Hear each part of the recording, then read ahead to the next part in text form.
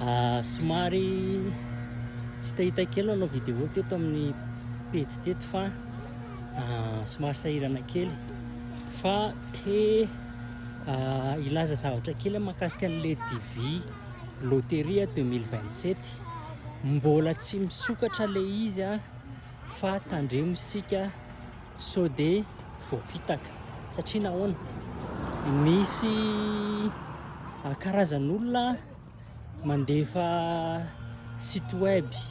ao amin'ny Google ao de rehefa mitape isika hoe DV loterie 2027 de tena ohatran'ilay site web any fanjakana mihitsy le izy rehefa le mijery anazy voalohany iny ianao fa rehefa miklika ianao de lasa amina site web hafa tsy tsikatra ao akory hoe mireroute any am'le site web hafa le izy zany de tandremo izay satria nahoana efa tsikarisika moa zany ary efa fantatry ny be sy ny maro fa nasian'ny fanjakana amerikanina sarany amin'izay ilay fandraisana anjara fisoratana anarana amin'le resaka DV loterie de izay no araroton'ny olona de mbola averiko foana hoe tandremo fa mbola tsy misokatra ilay DV loteria 2027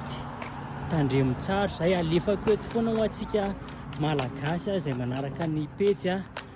de alefako eto foana hoe misokatra le izy satsia mbola ho alefako eto koa ny processin'le izy satria le processin'ny fanaovana fisoratana anarana satria mety hisy fiovana le izy amin'io implémentation ana sarana fandraisana anjara io de zay ny afatra androany hoe mbola tsy misokatra mihitsy aloha le izy amin'izao mbola tsy hay fa efa nytenen'ny fanjakana hoe hisokatra le izy atsoatsy ka noho izany mitandrema amin'ireny